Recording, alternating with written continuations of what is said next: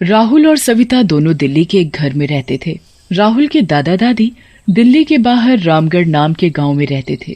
वो अक्सर राहुल और उसकी पत्नी सविता को गांव आने के लिए फोन करते रहते थे, पर राहुल काम की वजह से कभी उनसे मिलने गांव नहीं जा पाता था। एक दिन गांव में राहुल की दादी की तबीयत बहुत खराब हो जाती है। राहुल को फोन करके बुला लो, मुझे उसकी बहुत याद आ रही है। हाँ, मैं अभी राहुल को फोन करता हूँ। राहुल के दादाजी राहुल को फोन करते हैं। बेटा राहुल, तेरी दादी की तबीयत बहुत खराब है, वो बस तुझे ही याद कर रही है। लो, उनसे बात करो बेटा। बेटा राहुल, हमने बचपन में तुझे देखा था जब तू गांव आया करता था, पर उसके बाद ना हम कभी शहर आए और ना तू कभी गांव आया। तेरे माँ बाप तो इस दुनिया में रहे नहीं, अब तो हमारा जो है तू ही है। अब हमारी थोड़ी सी जिंदगी बची है, इसलिए हमारे मरने से पहले एक बार अपने बूढ़े दादा दादी से मिलने आ जा। ऐसे मत बोलो दादी जी, हम हमेशा आपको याद करते हैं। आपके साथ बिताया हुआ बचपन मैं कैसे भूल सकता हूँ। माँ बाप के बाद अब आप दोनों ही तो हो। आप चिंता मत करो, मैं आज ही ऑफिस का सारा काम करके रात को गांव के लिए निकलता हूँ। ठीक है बेटा। राहुल सविता को दादी की तबीयत के बारे में बताता है। आपको जाना चाहिए, मैं तो अपनी प्रेगनेंसी के चक्कर में सफर नहीं कर सकती, पर आप तो जा ही सकते हो। हाँ सविता, मैं सोच रहा हूँ कि आज रात को ऑफिस से सीधा गांव चला जाऊँ। हाँ, ये सही रहेगा। राहुल ऑफिस चला जाता है, पर ऑफिस में काम करते करते उसे बहुत देर हो जाती है। रात के करीब 12 बज जाते हैं और तभी राहुल की बीवी का फोन आता है। हेलो राहुल, क्या हुआ? इतनी देर हो गई है, गांव के लिए कब निकलोगे? बस निकल रहा हूँ, ऑफिस में आज बहुत काम था। ठीक है, आप ध्यान रखना और गांव पहुंचकर फोन करना। राहुल ऑफिस से निकलकर अपनी बाइक स्टार्ट करता है और गांव के लिए निकल पड़ता है। राहुल करीब 10 किलोमीटर ही आगे निकला होता है कि तभी उसकी बाइक बंद हो जाती है। ओहो, अब ये क्या आफत आ गई। राहुल चेक करता है तो पता चलता है कि बाइक में पेट्रोल खत्म हो गया है। ओह शिट, इसमें तो पेट्रोल खत्म हो गया। मैं भी कितना भुलक्कड़ हूँ जो इतना जरूरी काम भूल गया और इसमें पेट्रोल ही नहीं डलवाया। अब तो लगता है मुझे गांव बस से ही निकलना पड़ेगा। राहुल बाइक को धक्का मारकर पास ही के एक बस स्टॉप पर खड़ी कर देता है और खुद भी वहीं बैठकर बस के आने का इंतजार करने लगता है। यहाँ कितना सन्नाटा है और ये कितना अजीब बस स्टॉप है।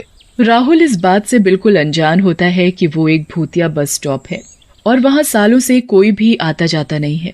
राहुल को वहाँ बैठे हुए 10 मिनट ही हुए होते हैं कि तभी एक बस वहाँ आकर रुकती है। उस बस में से एक कंडक्टर नीचे उतरता है। कहाँ जाना है तुमको? जी, वो रामगढ़। वहीं जा रहे हैं, आकर बैठ जाओ। पर मेरी बाइक यहाँ खड़ी है, इसमें पेट्रोल खत्म हो गया था, इसलिए मुझे यहाँ खड़ा करना पड़ा। पर मैं इसे ऐसे यहाँ छोड़कर नहीं जा सकता, तो क्या इसे ऊपर रख सकते हैं? कंडक्टर एक हाथ से बाइक उठा लेता है और उसे बस की छत पर रख देता है। राहुल उस कंडक्टर को ऐसे बाइक उठाते देख हैरान हो जाता है। हे भगवान, ये आदमी इतनी भारी बाइक एक हाथ से कैसे उठा सकता है? कंडक्टर बस के अंदर चढ़ जाता है और राहुल को अंदर बैठने को बोलता है। राहुल जैसे ही बस में चढ़ता है तो देखता है कि बस में ड्राइवर और कंडक्टर के अलावा कोई भी नहीं है। राहुल चुपचाप जाकर एक सीट पर बैठ जाता है। राहुल के दिमाग में अभी भी वही बाइक वाली बात घूम रही होती है। तभी अचानक पीछे से आवाज आती है। सबसे पीछे वाली सीट पर दरअसल एक चुड़ैल बैठी हुई होती है और वो बस भूतों से भरी हुई होती है। भैया, जरा बस को रोक दो, मेरा स्टॉप आ गया है। जब मैं इस बस में चढ़ा था तब तो यहाँ कोई भी नहीं था, तो ये पीछे से किसकी आवाज आई? राहुल बहुत डर जाता है, पर उसकी बिल्कुल भी हिम्मत नहीं होती कि वो पीछे मुड़कर एक बार देख ले। चुड़ैल धीरे धीरे चलकर राहुल के पास से गुजरती है और तभी राहुल डर के मारे अपना मुंह खिड़की की तरफ कर लेता है। उसके बाद जब वो खिड़की के शीशे में उस चुड़ैल को देखता है तो डर के मारे उसके पसीने छूट जाते हैं। हे भगवान, ये मैं कहाँ आ गया? अब मैं क्या करूँ? हाँ, अब बस मुझे हिम्मत रखनी होगी और चुपचाप इसी बस में बैठे रहना होगा। बस रुक जाती है और चुड़ैल बस से नीचे उतर जाती है। उसके बाद राहुल को थोड़ी राहत मिलती है, पर उसे क्या पता था कि उसके पीछे पूरी बस में भूत और चुड़ैल बैठे हैं। राहुल मन ही मन हनुमान चालीसा पढ़ने लगता है और सोचता रहता है कि वो इस मुसीबत से कैसे निकले। राहुल आंखें बंद करके बैठ जाता है, पर तभी पीछे से एक भूत उसके कंधे पर अपना हाथ रख देता है। राहुल की झट से आंख खुल जाती है। वो अपने कंधे पर एक हाथ देखता है जिसके बड़े बड़े नाखून होते हैं। अरे भाई, क्या थारे पास बीड़ी मिलेगी? राहुल और ज्यादा डर जाता है और एक बार भी पीछे मुड़कर नहीं देखता कि किसने उसके ऊपर हाथ रखा हुआ है। हे भगवान, मुझे बचा लो। क्या हो गया भाई? तने जवाब ना दिया? है? एक बार जरा पीछे न मुड़कर तो देख ले। नहीं नहीं, मेरे पास कोई बीड़ी नहीं है। अच्छा, तो अब मैं क्या पीऊंगा? थारा खून? राहुल अपने कंधे पर रखे उस भूत के हाथ को हटाने ही वाला होता है कि तभी वो हाथ अचानक खुद ही गायब हो जाता है। राहुल फिर ड्राइवर को आवाज देता है। अरे भाई साहब, ये रामगढ़ कितनी देर में आएगा? जब इस बस की सारी सवारी उतर जाएंगी तब तुम्हारे रामगढ़ का बस स्टॉप भी आ जाएगा। आखिर कौन और कितनी सवारी है इस बस में? मैं जब बैठा था तब तो यहाँ कोई भी नहीं था। और ये ड्राइवर ऐसी बातें क्यों कर रहा है जैसे इसे सब पता है? कहीं ये भी तो कोई भूत नहीं है? राहुल झांक कर ड्राइवर की शक्ल शीशे में देखने की कोशिश करता है। राहुल का शक सच में बदल जाता है जब वो शीशे में ड्राइवर के चेहरे की जगह एक भूत का चेहरा देखता है। मतलब इस बस में सभी भूत हैं, कोई भी इंसान नहीं है। मैं कभी भी इस बस से निकल भी पाऊंगा या नहीं? एक काम करता हूँ, सविता को फोन करके उससे मदद मांगता हूँ। राहुल सविता को फोन मिलाता है पर फोन में नेटवर्क ही नहीं आ रहे होते। यहाँ तुम्हारा फोन नहीं मिलेगा। अच्छा होगा इसे अपनी जेब में वापस रख लो। इसको कैसे पता चला कि मैं फोन मिला रहा हूँ? इसका मुंह तो आगे की तरफ है, तो इसे कैसे पता पीछे क्या हो रहा है? इसका मतलब तो यही है कि ये कंडक्टर भी एक भूत है। बोला ना, फोन अंदर रख लो। हाँ, वो तो बस में ऐसे ही फोन देख रहा था। मुझे सब पता है कि तुम पीछे बैठकर क्या कर रहे हो। राहुल फटाफट फोन जेब में वापस रख लेता है और तभी बस झटके से रुक जाती है। चलो चलो, जल्दी से सब लोग बस से उतरकर खा पी लो। राहुल बस की खिड़की के बाहर झांकता है तो बस एक ढाबे पर रुकी हुई होती है। सारे भूत और चुड़ैल जल्दी जल्दी बस से उतरने लगते हैं। राहुल चुपचाप बस खिड़की के बाहर देखता रहता है। उसे महसूस होता है कि लोग उसके पास से निकलकर जा रहे हैं और बस से उतर रहे हैं। चलो अब तुम भी उतरो और कुछ खा लो और चुपचाप वापस आ जाना।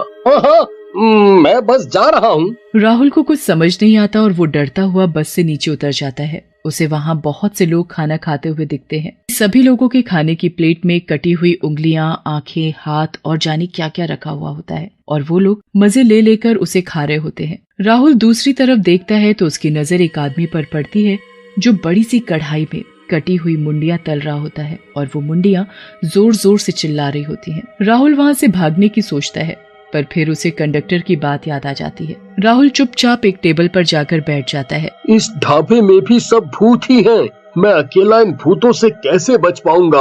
अब तो ऐसा लगता है मैं कभी अपने गांव नहीं पहुंच पाऊंगा। आपको क्या चाहिए? नहीं नहीं, मुझे कुछ नहीं चाहिए। लेना तो पड़ेगा, यहाँ आकर बिना खाए नहीं जा सकते। मेरे लिए एक गिलास पानी ले आओ बस। ठीक है, अभी लाता हूँ। कुछ देर बाद वेटर राहुल की टेबल पर एक गिलास रखकर चला जाता है। राहुल पानी पीने के लिए गिलास उठाता है पर उसमें पानी नहीं बल्कि खून होता है। राहुल डर कर वो गिलास टेबल पर रख देता है। तभी कंडक्टर की बस के अंदर से आवाज आती है। चलो चलो, जल्दी से सब लोग अंदर आकर बैठ जाओ। सबसे पहले राहुल बस में चढ़ता है और अपनी सबसे आगे वाली सीट पर जाकर बैठ जाता है। उसके बाद सारे भूत और चुड़ैल बस में चढ़ने लगते हैं। राहुल डर के मारे चुपचाप आंखें बंद करके बैठ जाता है। उसके कानों में बस लोगों के चलने की आवाज आती है। बस फिर से चल पड़ती है। राहुल अपनी आंखें नहीं खोलता और बस मन ही मन भगवान का नाम लेता रहता है। कुछ देर बाद राहुल के कंधे पर कंडक्टर हाथ रखता है। तुम्हारा बस स्टॉप आ गया है, चलो नीचे उतर जाओ। राहुल आंखें खोलता है तो सामने रामगढ़ का बस स्टॉप होता है। तुम बहुत बहादुर हो जो इस बस से भागने की कोशिश नहीं की। अगर ऐसा किया होता तो यहाँ तक कभी नहीं पहुँच पाते। चलो अब जाओ, और तुम्हारी बाइक में पेट्रोल पूरा भरा हुआ है तो अब तुम आराम से बाइक पर अपने घर तक जा सकते हो। राहुल बस से उतर जाता है। उसके बाद कंडक्टर एक हाथ से राहुल की बाइक नीचे उतार देता है और वो बस वहाँ से चली जाती है। राहुल अपनी बाइक में पेट्रोल चेक करता है तो पेट्रोल पूरा भरा हुआ होता है। उसके बाद वो सारी घटना अपने दादा दादी को सुनाता है।